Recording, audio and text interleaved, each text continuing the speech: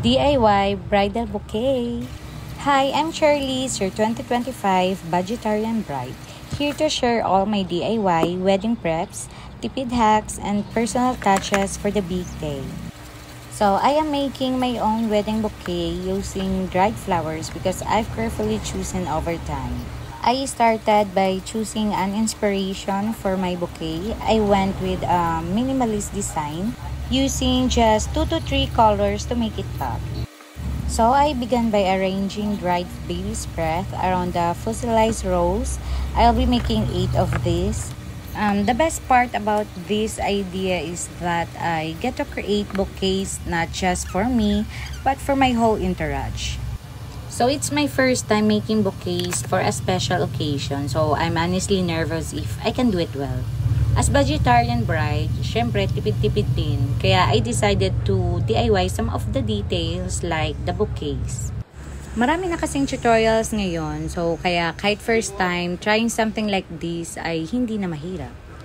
Ang saya sa feeling kasi ikaw mismo yung gumagawa and you can really do it the way you want. So, all of my materials, nabili ko lang lahat sa Shopee. Siguro nakatipid naman ako sa pag-DIY ko kasi yung style na ginawa ko parang mahal visit ng mga motor yun. O, ba't nagagalit? Kasi yung mga motor dito ang lakas ng mga tunog. Parang mahal tignan, diba? It gives off a classy and expensive vibe. Charis! Actually, mas mahal talaga yung fossilized flower. Yung big ones na nabili ko ay 70 each. Hindi ko sure kung magkano na ang rose ngayon. So, pero last February, nakabili kami ng 12 roses for 1,500. So, that's around 125 each. And syempre sila nang gumawa. Budget na yung dati eh. Ang pinaka-perk ko lang talaga dito is less hassle na. Hindi ko na kailangan pumunta kung saan-saan para mamili. I-check kung nagawa na ganun. Parang same lang din naman ng quality. So, mas convenient talaga pag ganito. You know naman, as a small business owner in this world full of ganaps and charis, super busy ang lola nyo. Kaya todo appreciate ko talaga yung mga easy and budget-friendly solutions. Finally, natapos ko na yung 8 pieces. So, time to group them together para makita na natin yung overall look ng bouquet na ginagawa ko. O, diba? Napakasyalan niya. Ayan, tatalian ko na muna. So, kinakabahan ako kasi baka hindi ko siya matali ng maayos. So, sana kayanin ng powers. Ang OA. So, ayan, nilagyan ko muna ng green flower tape. Tapos, itong jewel rope. Yun ba tawag dito? So, basta ayan, feeling ko naman secured na siya. So, I use a lot of rope to make sure na the bouquet won't fall apart. So, kailangan talaga secured, lalo na for the big day. Dito lang talaga ako natagalan sa part ng pagtali ng bouquet. So, overall, madali lang naman gawin except talaga sa pagtali.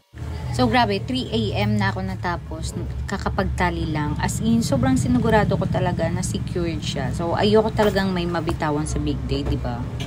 Hindi pa to tapos ha, so magre-ribbon pa ako. So, syempre, dapat may pa-arte rin sa dulo. Alam mo yun, kahit DIY, may pa-under pa rin.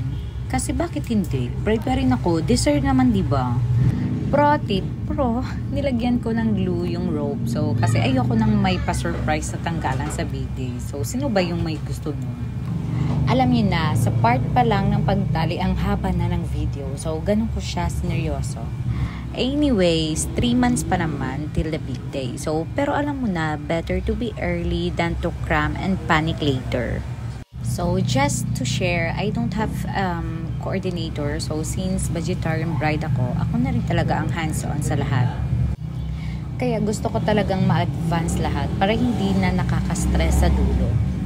Almost done na ako sa bouquet and grabe, nakikita ko na talaga yung final look. So, nakaka-proud.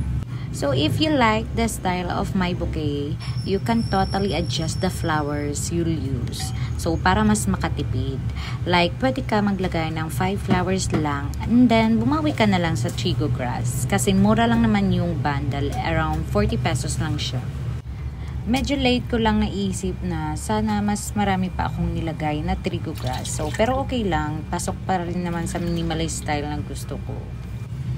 So, ayan, finally tapos na ang DIY bouquet ko. So, super happy din ako sa kinalabasan. Siyempre, simple, elegant, and pasok sa budget. So, sana nakakuha kayo ng inspo and tips lalo na sa mga kapwa vegetarian brides out there. So, don't forget, kahit DIY lang, pwedeng maging bongga basta puso at effort ang nilagay mo. So, see you on the next prep update.